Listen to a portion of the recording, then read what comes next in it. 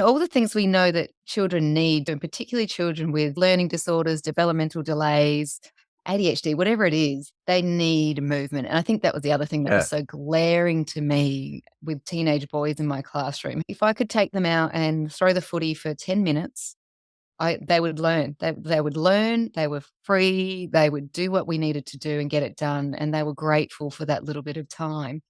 Whereas if I just rode them and just like, we just have to do this and blah, blah, blah, blah.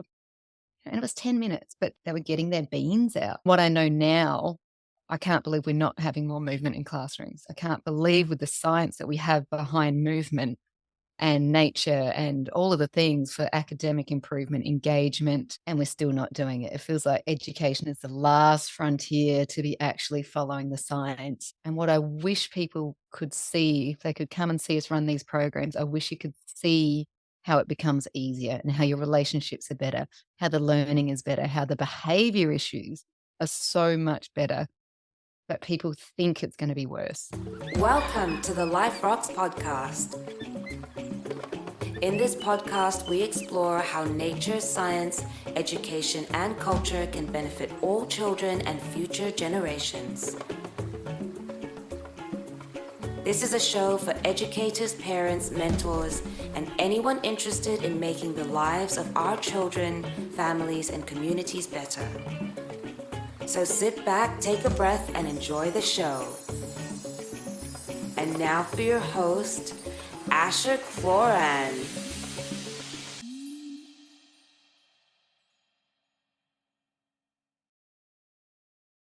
Hello, everybody, and welcome to the Life Rocks podcast.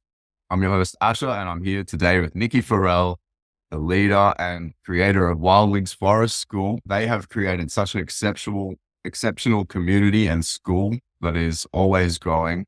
The training they're doing, the professional development, everything they have going on is super awesome. And I'm really excited to have Nikki here today to come and talk to us about it. So welcome, Nikki. Thanks so much. Super excited to be here. It's nice to always meet like-minded people who are trying to, make change in the education system, or at least try and provide additional options. And we definitely need them out there because there's all sorts of weird stuff going on. But at Forest School, tell us about the origin story and how come you have been inspired to make a change in the education system and set up an alternative? Could write a novel. So I'm originally a high school teacher. Oh, actually, outdoor rec, then high school, and was fine with it, loving it, and then had children. And that just seemed to, wake up the hypocrite in me because what was previously fine for my students, suddenly I was like, oh, I was looking at it through a completely different lens.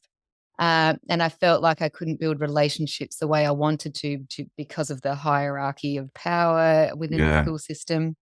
And the grading system is really difficult when you're forging relationships with teenagers in particular, but you're having to also tell them you're wearing the wrong socks, take your piercing out, and also you need to stay behind and miss out on your lunch because you haven't handed your homework in. When that child is, coming from a family that is, they're a welfare family, as in they're needing help and support. And I know this. And here I am being told from my hierarchy that you need to ride this student when all I want to do is give them an absolute breakfast and let them sleep under the table. So, yeah, I think when you've been in schools long enough, I think you know how children learn, and they learn when they're not stressed. And it can be really hard to not feel stressed when you feel like you're underperforming constantly. And that's probably through no fault of your own. Anyway, long story short, I wasn't sure I wanted to go back teaching, and I had 2 young children at the time, and I met my now business partner, Vicky, at her playgroup. So she was running a nature playgroup. I'd been going to playgroups with my 2 sons and not enjoying them. They were fine, but they were so noisy.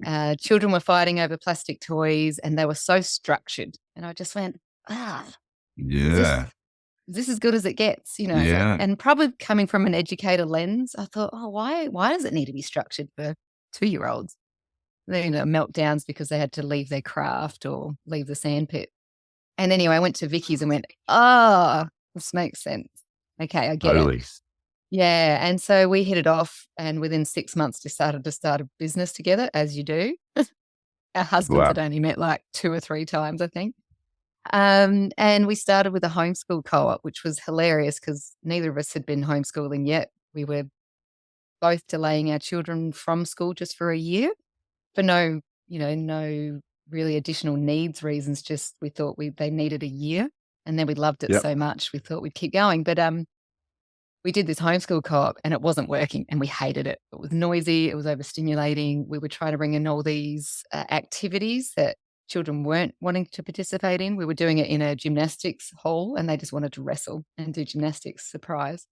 But then we go down to the creek afterwards in the afternoon, and we realized they were consolidating all the things we were trying to teach. They were doing naturally down in the creek. And I just had this real Mm. aha moment, like, why are we doing this in four walls in this noisy fluorescent light and making them sit down when they're coming out here and trying to write their names with sticks in the mud?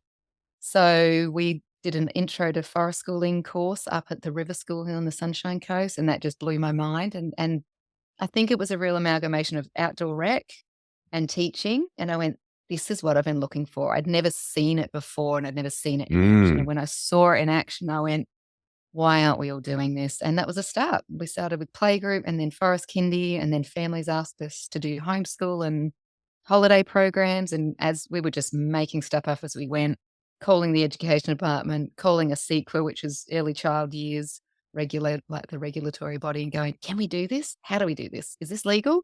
We want to be legal. And we've just muddled our way through for years. And here we are. Such an awesome Yeah. origin story, and to go on that journey back from being within the system. And that, I think you phrased that really interestingly, which is we're trying to build rapport on one hand, but then we're told and programmed as teachers to do all of this stuff on the other side, like, tuck your shirt in and don't have that haircut and that piercing's no good and whatever it is. Don't wrestle, don't fidget, don't rock on the chair. No, no, no, no, no. It's And like, all the things we know that children need too, and particularly children with, whether it's learning disorders, developmental delays, ADHD, whatever it is, they need movement. And I think that was the other thing that was yeah, so glaring to me with teenage boys in my classroom who was 6'3" and bearded, mind you. They were men, right. and if I could take them out and throw the footy for 10 minutes, they would learn. They would learn, they were free, they would do what we needed to do and get it done, and they were grateful for that little bit of time. Whereas if I just rode them and just like, "We just have to do this," and blah, blah, blah, blah, and it was 10 minutes, but they were getting their beans out. And again, what I know now, I can't believe we're not having more movement in classrooms. I can't believe with the science that we have behind movement and nature and all of the things for academic improvement, engagement, all of the things, it's there and it's in science, and we're still not doing it. It feels like education is the last frontier to be actually following the science, because sometimes it Yeah. feels like maybe sometimes to teachers, maybe to leaders within the schools, that it is a bit harder. And what I wish people could see, if they could come and see us run these programs, I wish you could see how it becomes easier and how your relationships are better, how the learning is better, how the behavior issues are so much better, but people think it's going to be worse. Mm. Yeah, and is that the main reason that you think that the education system's behind the eight ball from implementing the science? They think it's too hard, there's too many red tape on being outside and in the environment. Is it government's made things harder? Is it just that there's too much focus on academic achievement, and that they think, oh, well, if we reduce hours here, we're going to get more performance over here? Is it a combination of these things? Like, what is stopping people from really taking the most obvious action? Because to people like you and I, Nikki, we look at the situation and we think it's so obvious when we see children playing in nature and then coming to learn, their minds are alive. Their minds are able to receive, integrate information. The science is there. Why aren't we doing it? How many hours have we got, Asha? Yeah. I think it's an onion, right? And there's so many layers, and how deep we want to go to, because it is political. It comes down to budget. I think if we had forever budget, just, Yeah. then we would be able to have smaller classes, village style. We would have better relationships with children. Parents would have better relationship with their teachers. So that's a big one. We could Yeah. get rid of academics. We could stop measuring teachers. Um, but it really comes down to when we have, not really, it comes a lot of things. But when we have Yeah. such big schools and such big classrooms with not much support and a lot of children with additional needs, and I mean a lot, and I think this is something that Yeah. parents don't realize as well. When I walk into a classroom and I look at my classroom roll, you get a little asterisk by the children that require additional support. Sometimes Yeah. it's 2/3 of the children, and it's just me and my one semester of behavior or additional needs support that I got in my uni class. So I'm not qualified, I don't believe, even after going through uni, to provide these students with the support that they need. Truly, I don't, without a lot Yes. of additional training. Then we might get one teacher aide for one student, but they need the one-on-one, right? So they don't even really count for the rest of the students. And I Yeah. think in high school, places like Montessori are doing great, where they actually double, sometimes triple the additional support for those teenage years because they need it. Yeah. Their brains have come apart, they're reforming their synapses. We need additional support and we're not getting it in the high schools. So Yeah. again, with budget, you could have more adult support. You could get rid of, singular year 7 learning and you could open up that multi-age. Our children need mentors. They don't Yes. need 25 children the same age at all. I actually think that's really detrimental for teenagers because when something happens, all these 13-year-olds have 13-year-old solutions. It doesn't make sense. Like it It just doesn't make sense at all. No. Age doesn't, segregation is one of the craziest things that we do in this culture. isn't it? Grading everyone into the years. I mean, who came up with that idea? Yeah, who did? And then also not trusting teachers. I know without grading my students who needs help with their spelling, who needs help with a particular maths, equation or whatever it is, or Yeah. paragraphing. I don't need to give them a grade to know that they need help with that. Sure, Yeah. we test, we assess, but it doesn't have to be so rigorous. It doesn't have to be so pressurized, I think, as well. Mm. So I was seeing a lot of mental health issues in our teens that were purely coming from the pressure of being in school and being tested and assessed and compared to their peers. When, Yes. only 30% of those students are really going to be quote unquote successful in academics. But Yeah. what they can't see in that tiny little stream is that they're really successful in these other areas that school don't focus on. And, we all know those stories, particularly of boys. And I don't mean to genderize here because it is across the spectrum, but so many boys think they're dumb. They can't read. I suck at school, but they're so Yep. successful in business, in apprenticeships, in skilled labor because that's their Yeah. natural ability. So, there's so many reasons.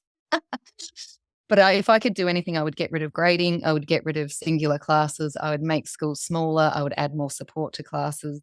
And I would actually bring in democratic learning where students could learn and by following their interests with a mentor to help them access those resources around the world and more real world excursions and experiences as well.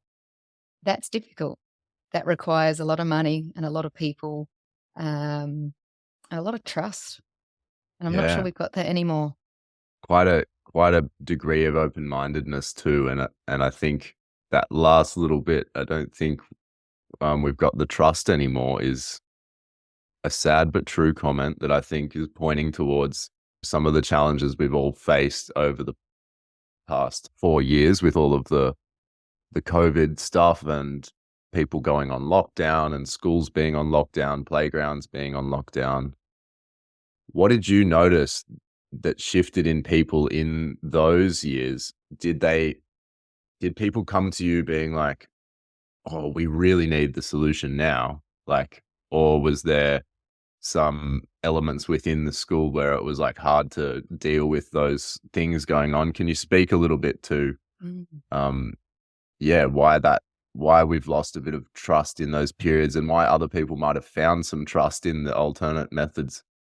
Mm, that's a great question. We were really lucky that, we weren't in Melbourne, I guess, because we really Yes, only shut down for that's not the place to be that during was that time. not the place to be.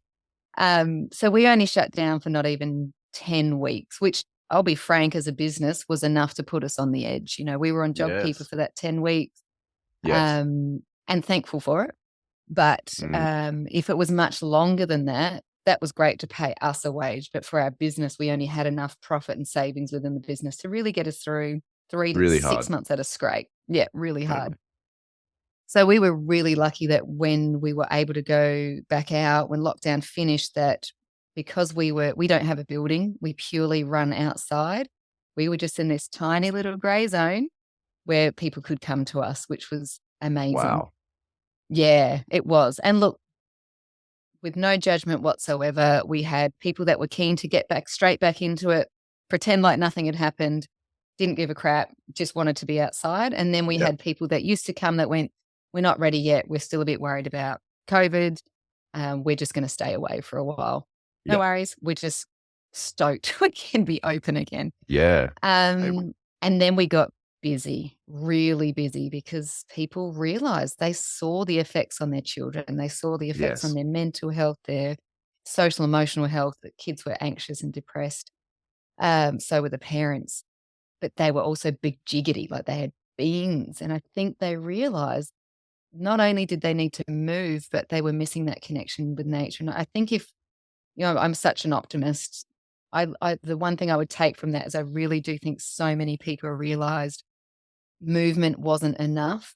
Movement's great, love movement in any shape or form, but we need that connection to nature too. We need sunshine and fresh air. Like if you're just going to the gym 5 days a week, that's great. You're still missing something, Yeah. It's it's a not. simulation rather than the real thing, isn't it?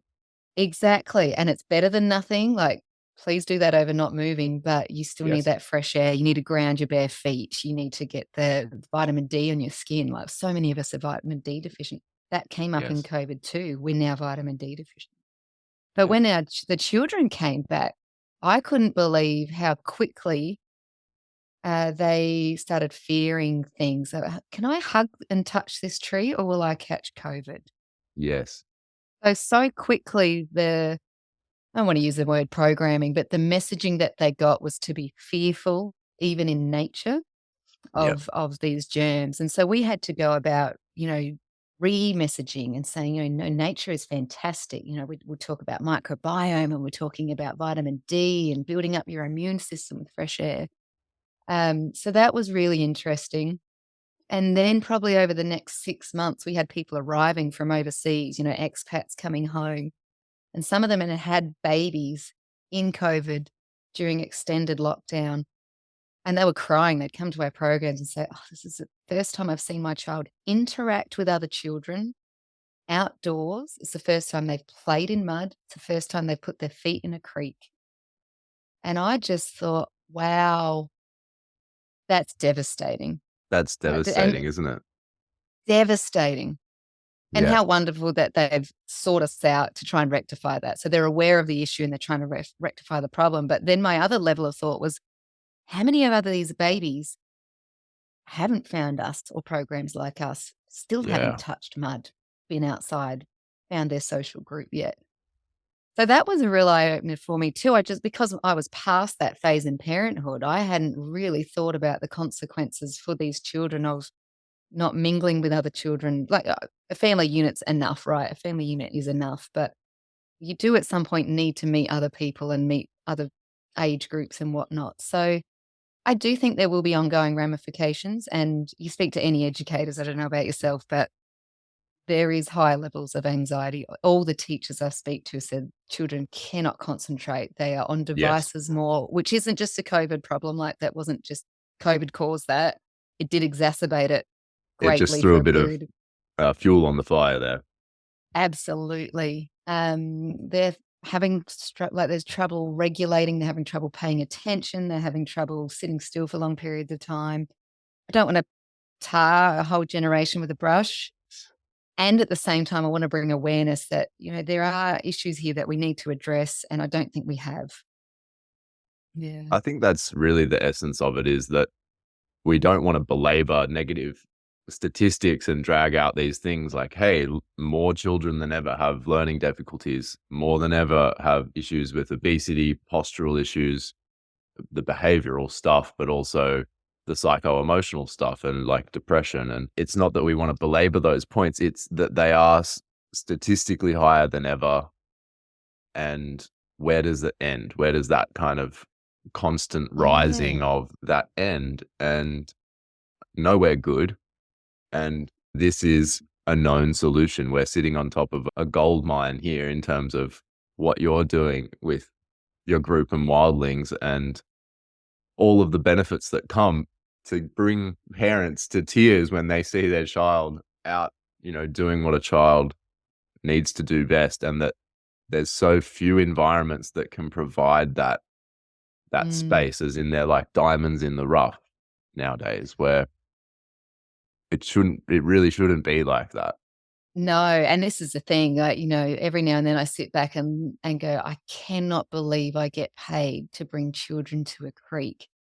You know, 30 years ago, if you had have said this was a job, people would have been, "Are you serious? This is ridiculous." Yeah, And in the same yeah, breath, I go, "I cannot believe there's not more of this, more people need this, and this like, we're in a desperate situation that yeah, that we need more of this because people have lost that connection to nature and they're fearful of it, and they need help remembering how to be in nature and connect with it again." But I just had a thought before.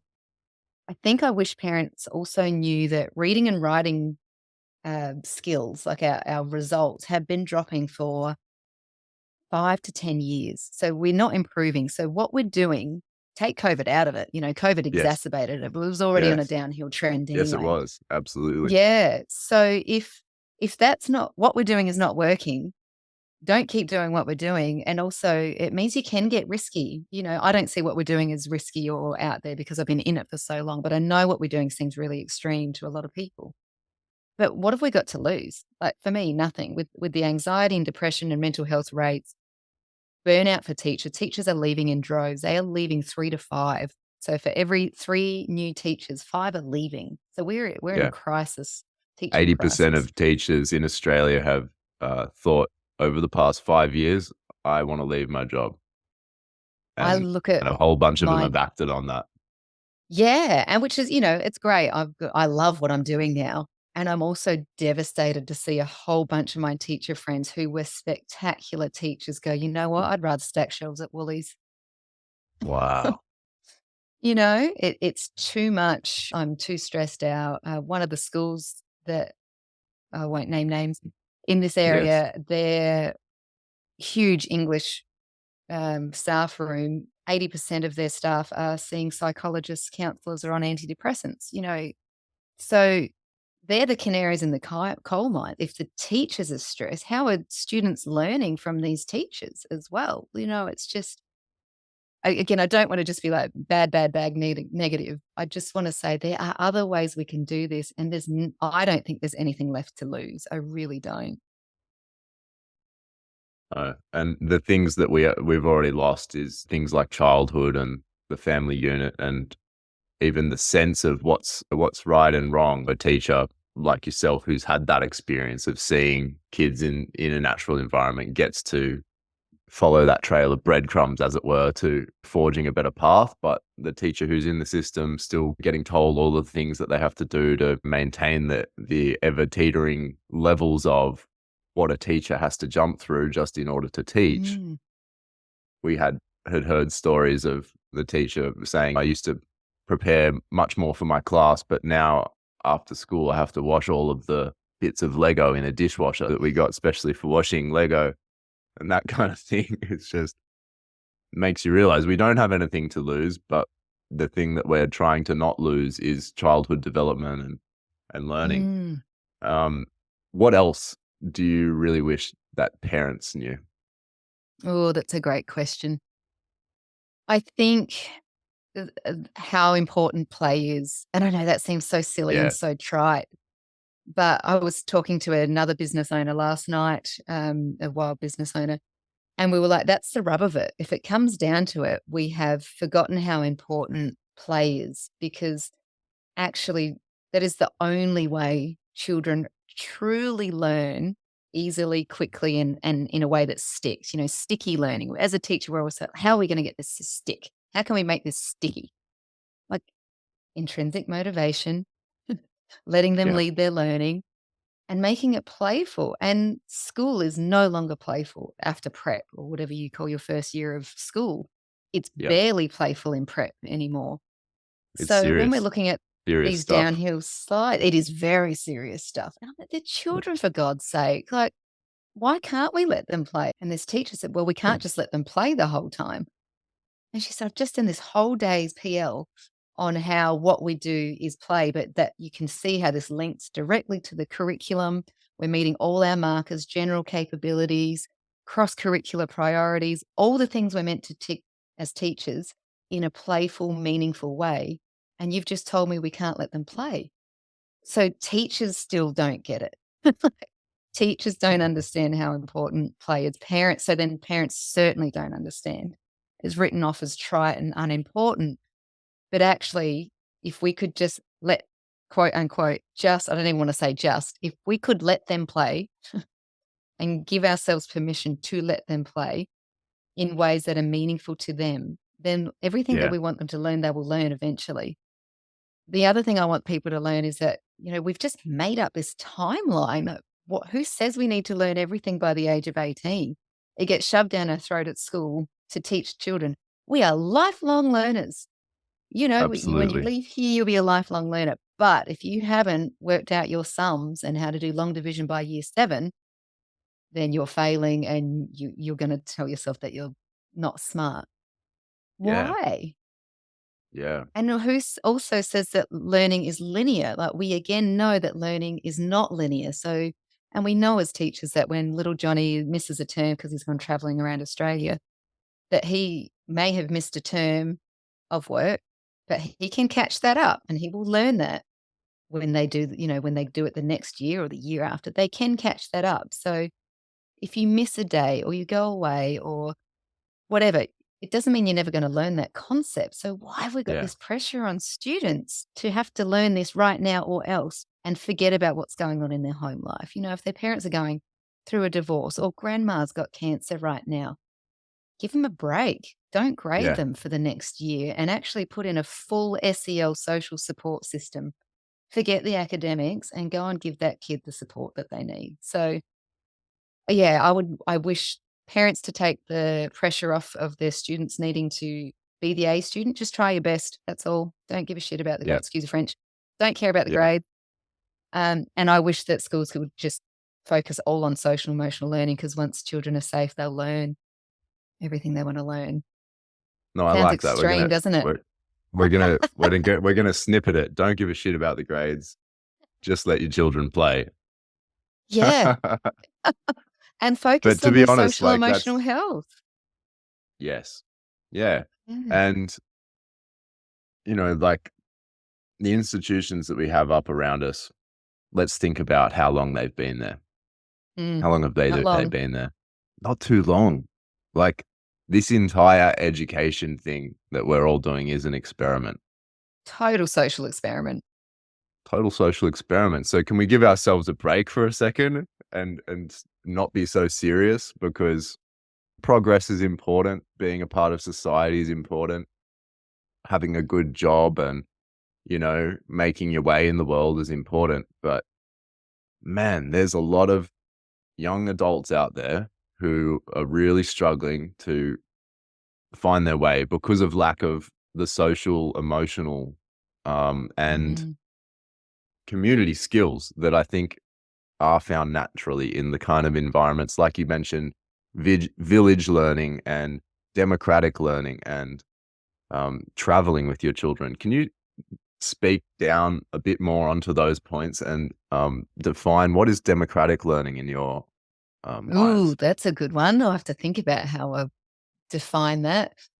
For me, it's I wanted to say it's play, because Yeah. ultimately it is child directed, not just led. And I think there is a huge, we always say, oh, it's child led. That's great. That means there's still adult direction in there. Okay. And Yep. again, don't flip out. This doesn't mean children get to do whatever the hell they want. There's still guidance.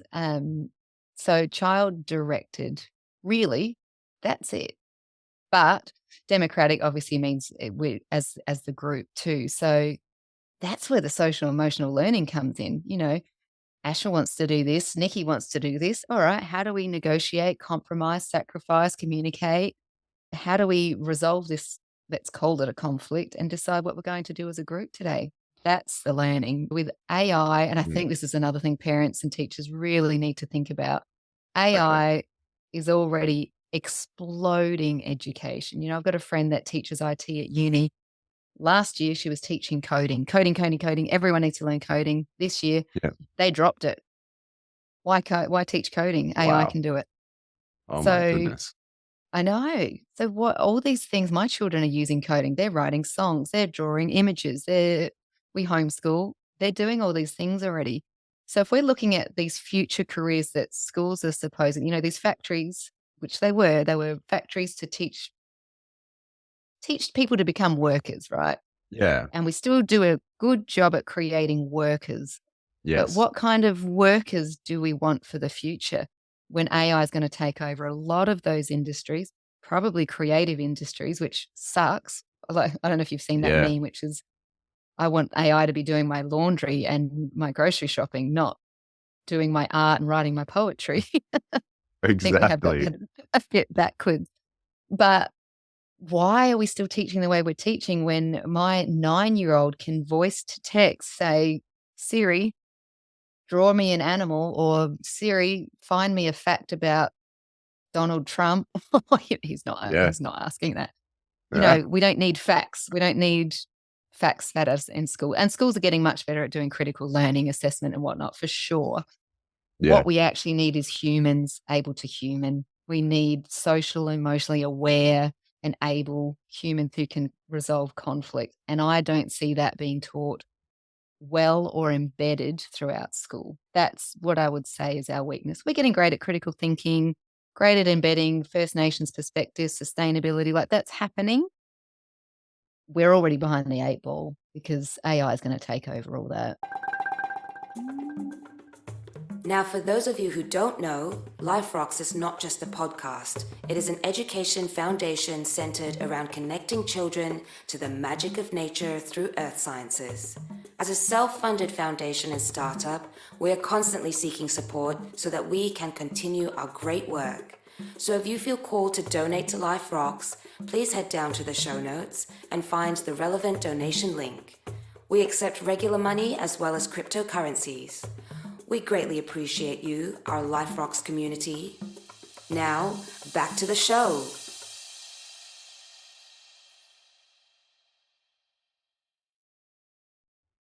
There's so many children out there who have a lot of empathy for the natural environment. They have been concerned deeply with, the changes that are taking on place on planet Earth.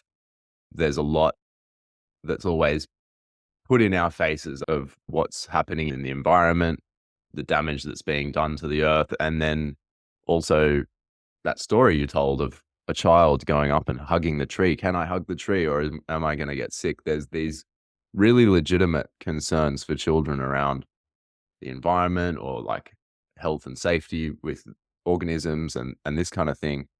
And they're reflected in, no doubt, teachers, and they're also reflected, no doubt, in parents some way along the line. How do you talk to these things in parents and teachers and children? How do you reframe them? How do you help calm those nerves? Because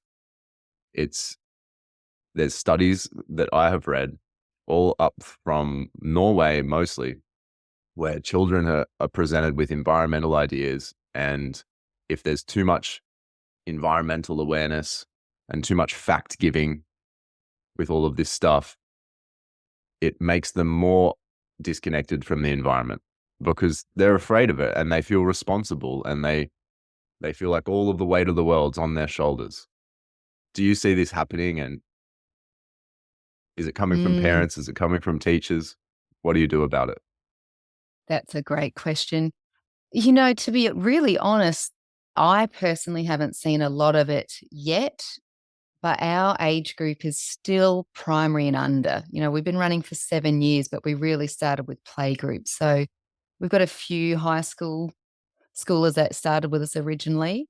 I hear about it on other platforms and other people saying, my teen's really concerned about this. I think it's coming. Yeah. A lot of it's from the media. And I guess there's two sides to this as well. If we can't see the world burning around us, it's because our head's in the sand. So they're not wrong. And frankly, we should all be feeling that. We should be all freaking terrified of where our planet is heading. And at the same time, I'm an optimist, idealist, and I believe in humanity. And I am hopeful that sometimes humans just need a deadline before we'll get our act into gear. So I just think being in nature, and again, I don't want to simplify everything, but I do believe that's one of the reasons we don't hear this anxiety from the children in our programs is because they know they can change their micro community. And I think Yeah. sometimes we were never born to intake the amount of information that we get on a daily basis. I don't know what the stat is, but it's something like a child by the time they reach the age of 4 has been bombarded with more information than their grandparents ever had. So we're not meant to take on this amount of information, particularly about, again, without acknowledging my privilege. And I don't want to just ignore what's going on in the world. I don't need to know that someone's been raped in America, slaughtered in Africa, so on. And children in particular don't need to see that. Yeah. God's sake, All by turn the 10 news a.m. off. Turn the news off when your children are around. They can't tell the difference between what is real and happening. Like their brains can't tell. They think it's happening. Yeah. And so we're dysregulating their nervous system. But I do think and we never tell children flat out either. We model by example, and I think that's really important. Oh, look, the creeks eroded after the floods. Is it and we wonder. We do a lot of wondering. Is it climate change? Is it El Nino? Is it just a seasonal, strange season this season? And we talk aloud without putting huge ideas in their head because they're not ready for that either. They don't need to know about all the reasons why, these things are happening. We just wonder about them. And then we are solutions focused because the best way to get yourself out of a funk, out of depression, to solve a problem is action. You empower yourself through action. So we get Lamandra and we plant out the creek banks. We help pull out the weed species, and we can show that through our micro actions, we can help our micro community. And if everybody just does that, if everybody just looks after their micro community, there's the change we need in the world. So try not to get so overwhelmed for the children. Children have less power. So how can we empower them? Come and help me here. And that can start in your own garden, even if it's a backyard, even if it's just pots in your garden or a native beehive on your apartment. Anything is better than nothing. That's and right. getting your hands, I think we forget that we come from a hands-on culture. All of our cultures were weavers and bakers and hunters and fire keepers, and now we're typists. Yes. At least they're keeping busy. But again, there's studies that show when your hands are busy, you're less likely to ruminate, or you're at least emotionally processing that rumination. It's not getting stuck in cycles. So knit, craft, plant a garden, do something with your hands when you're in that rumination phase to move it. There's that somatic energy. We need to move these feelings and emotions out of our body, which again comes back to movement. Any movement's better than nothing. But go hug a tree. That helps everything. Wow. Yes. And so true. 1 ounce of action can be worth a lifetime of prayers. And I think Yes. basically our whole culture is so stuck up in the head. Fact checking everything, but not necessarily experiencing life. And in that experience of life, our brain body works and it synergizes in a way that it's supposed to, regulates in a way that it's supposed to. And from a lot of what you're saying, it seems like an education system that we built on more about the understanding of how the brain develops and how our childhood development sequences through is a better starting point than these arbitrary um, time brackets and gradings that we put on everything. Yeah. And I think even our degrees, I understand as a teacher, I need to really know my subject. Cool. Yeah. But also, we get a curriculum now, and the curriculum has lesson plans done for you that I can learn. So, do I need to be spending 2 years studying romantic period English novels? Or should I spend that 2 years really deeply knowing child development and social emotional learning and additional special needs, skills, and things that I can pass on to children? I think if I'm a lifelong learner and as Yeah. a teacher and I know I need to teach Frankenstein, I can go and learn about Frankenstein in my own time. Please, for the heck, please teach me all the things I need to know about children and keeping them healthy and safe more Yeah. so.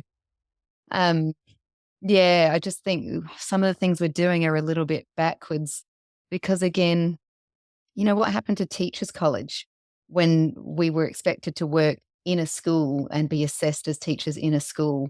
There's the extra bodies. Why aren't we doing apprenticeships as teachers? Why aren't we the teachers' aides? We learn so much more by seeing 30 different teachers across our 4-year uni degree than we would by seeing 3 on our different pracs. It's just Yes. make it make sense. It's because, again, it's Yes. commodified. University's been commodified and it's a business and they make more money by having us out rather than paying us as support workers. So anyway, it's not all bad. Teachers are still amazing. And this is the other thing. I wish parents knew how much teachers did know how hard they are trying, how much they love your children and care for your children, and that it's the system that's burning them out. It's not. Yeah. It's not that they don't know what they're doing, it's that their hands are tied as well. Your Yes. teachers still have your child's best interests at heart. They wouldn't do it otherwise because the money, even though they're not badly paid here, it is still not worth it, frankly, for the stress and the pressure to be a teacher if you don't love children and you aren't there for children. So please know that that's the only reason they're all still there. Yeah. 100%.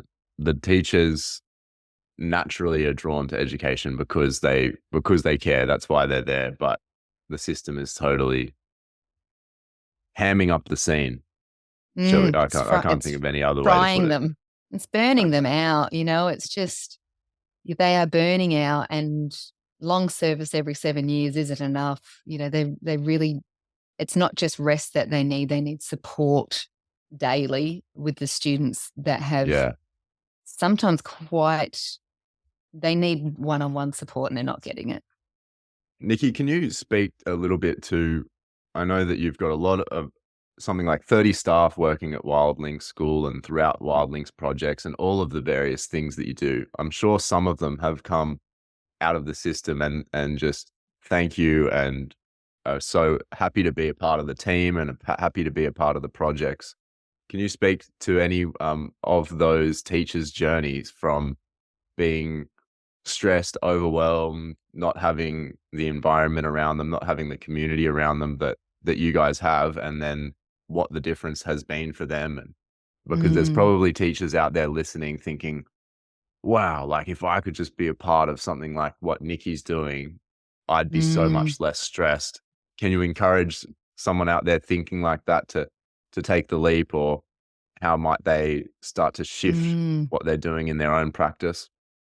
Yeah, and if you could see the resumes that we get, you just summed them up. Hi, I love children. I love the outdoors. I'm just feeling stuck in the system. Yeah. I didn't know something like you existed. How amazing. How can I be a part of this in any way, shape, or form? We get Mm. resumes out the wahoo. We don't have enough work. I just wish I could give 5-day-a-week work to everybody. And this is the thing, out of our 35 staff, we've only got 5 permanent part-time staff because most of our work is holidays and we only run a couple of days a week. Like, we're not a 5-day-a-week business Yeah. yet. So there are so many teachers out there looking for something different. And if I could encourage you to, there are more businesses. Like, we're not the only business like this. We are a burgeoning sector, which is really uplifting for me. It's really exciting to see more of us happening. There's places like the Nature School in New South Wales that are an actual school trying to do what we're doing within the system. And that's where real change is going to happen. We can't change it from outside, which is also why we're in the middle right now. I don't know if I should say too much because it might fall through, but we're looking at starting an actual kindy, or taking over a kindy. So becoming an approved provider, because part of our mission is to make nature accessible to everyone. But our programs to make us able to survive as a business are expensive, and we're unaffordable to a lot of people that really need the programs. And yes, I don't want our programs to only be available to white, privileged, wealthy people. I want them to be accessible to everybody. Absolutely. So one of the ways you need government support, and you need funding, and you need the red tape removed. That's right. We just can't make our programs affordable like we need them to be without funding. Like, there's a reason schools are cheap and daycare is, it's funded. That's why people can afford it. So that's our hope, is to start there. Look, we've got no plans on starting an actual school at all. I think that might be my retirement project. We'll see. But again, you need wealthy philanthropists with land to be able to pay for development applications and rezoning and the actual school build. So it's harder than it looks to change the system. So kudos to the couple of outdoor and nature schools that are doing these things in the system, because they are making true change. So, yeah. And I know that we are as well.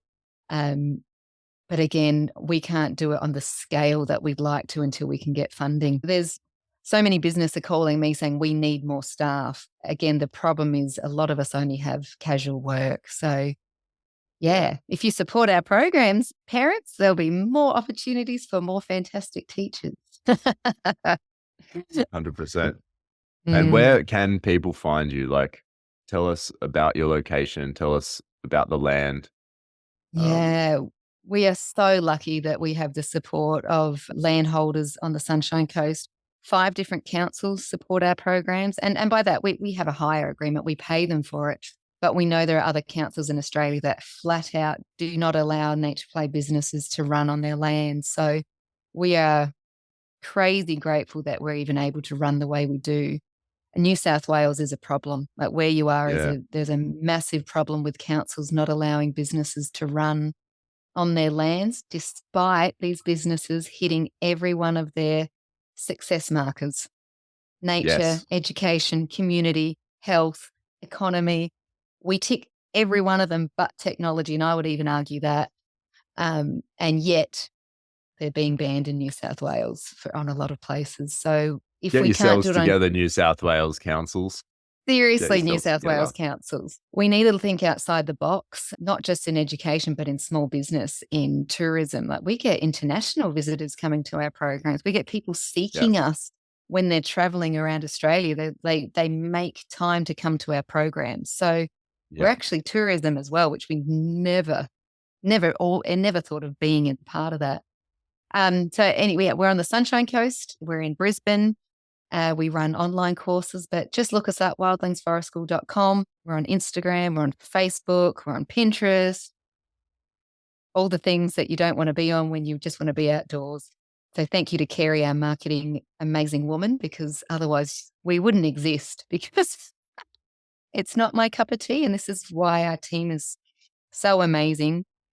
We have people that are amazing outdoors, and we have people that are amazing at marketing and storytelling. And that's how we can get our story out, so that people aren't so scared of connecting with nature. We do a lot of messaging within our socials, I think, that give parents permission.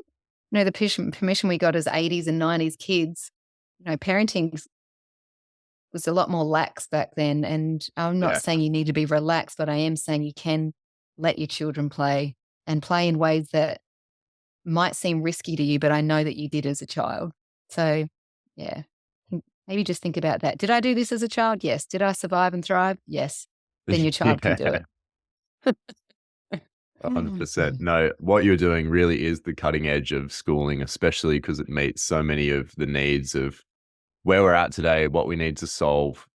You really are on the ground with this sort of thing, and I really highly recommend people follow the social channels. I've seen Wildlings channels grow and thrive and produce so much awesome content. It's actually one of the few channels that I'll check in with regularly, and I think you guys produce awesome stuff. Just as you said, I know you weave in a lot of different practices into what you teach, and some of that is primitive skills and bushcraft. Can you speak to that just briefly about how you see that integrate different skills and maybe risky play or maybe cultural stuff, and why that's an important aspect of this information?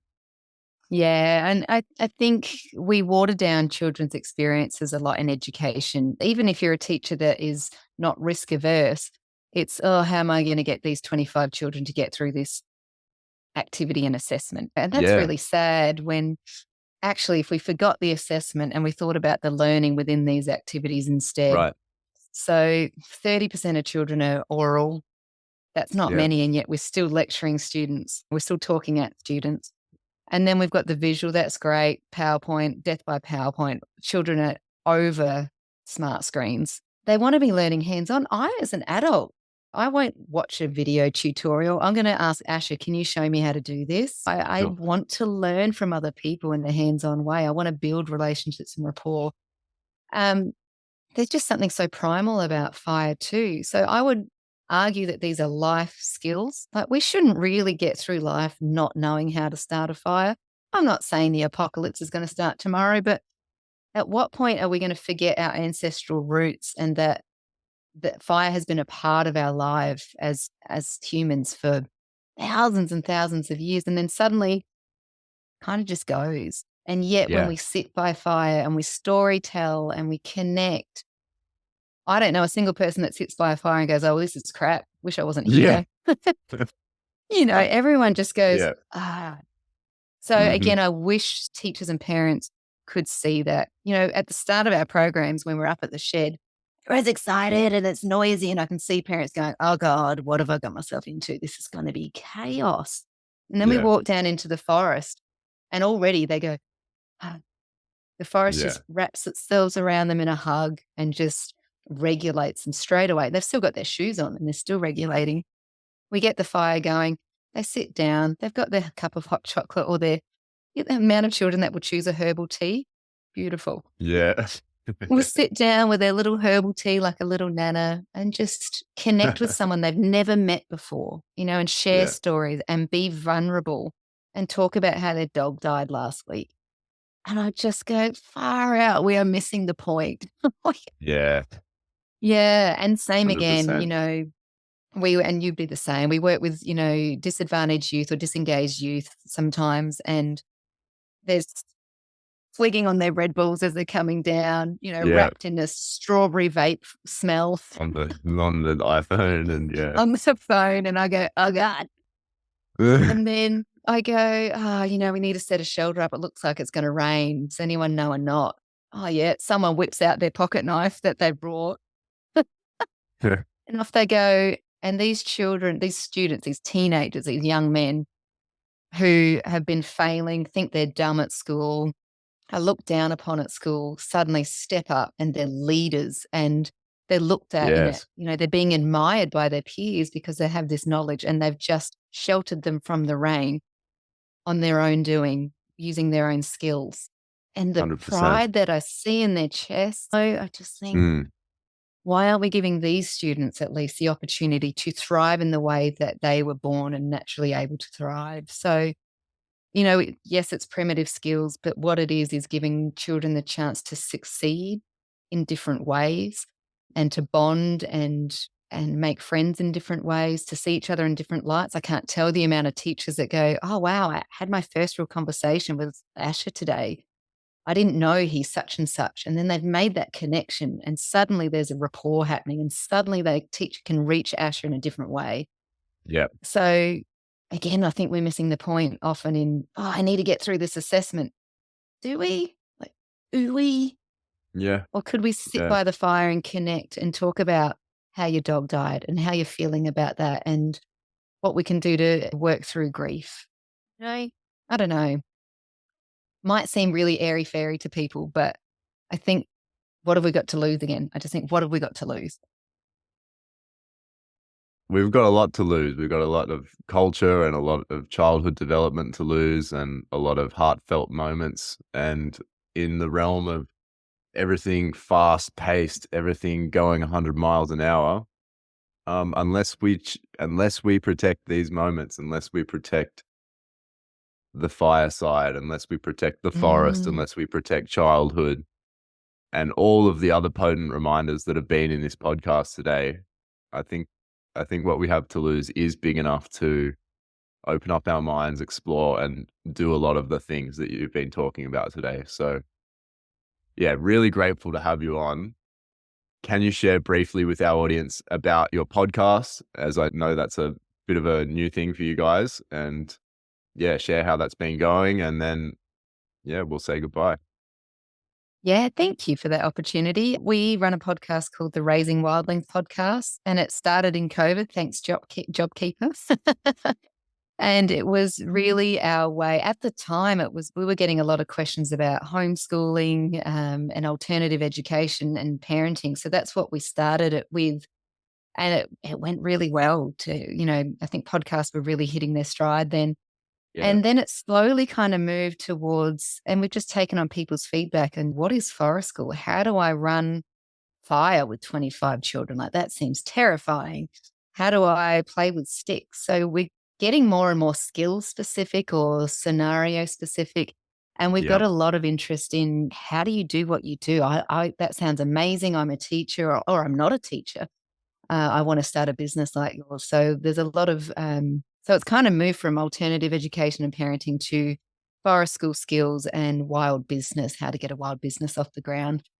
Yeah, we've taken a break, funnily enough, not on purpose. We just life, and I'm all for resting and happens. having a break. Yeah, and just sometimes I think creativity, and in this weird world that we've got on social media and this expectation that you need to produce and create every week no matter what, forgetting that creativity is artistry, and without sounding wanky, it's, you need time to ruminate and sit on ideas and be in that messy caterpillar phase too. So I do feel like we're going through a metamorphosis at the moment, and we'll see what we come out as on the other side. And it's nice sitting in that space and being comfortable with it too.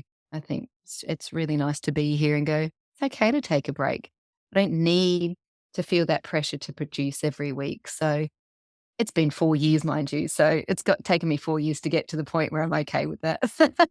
Yeah, Yeah. awesome. But Well, thank you. Thank you so congratulations. much.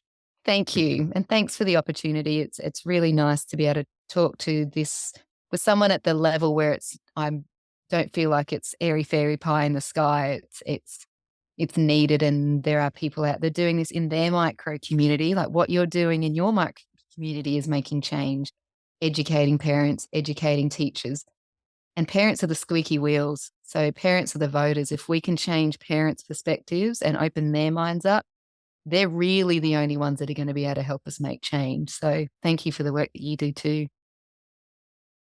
Thank you, sister. Absolutely.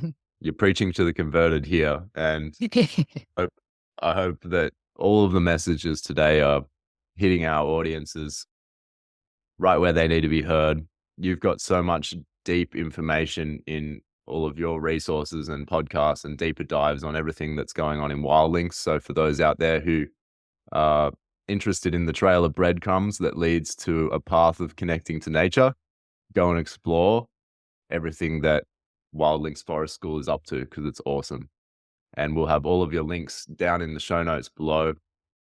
Um, and to all of our listeners out there, thanks for coming along. It's always a pleasure to have you here. Please do follow, like, and share an episode to someone who you think might need it out there, a teacher or a parent, or someone who's thinking about things in this kind of light.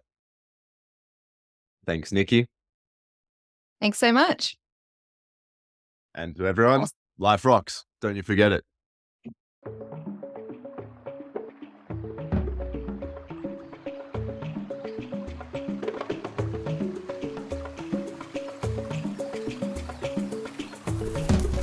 Thank you so much for listening to the Life Rocks podcast.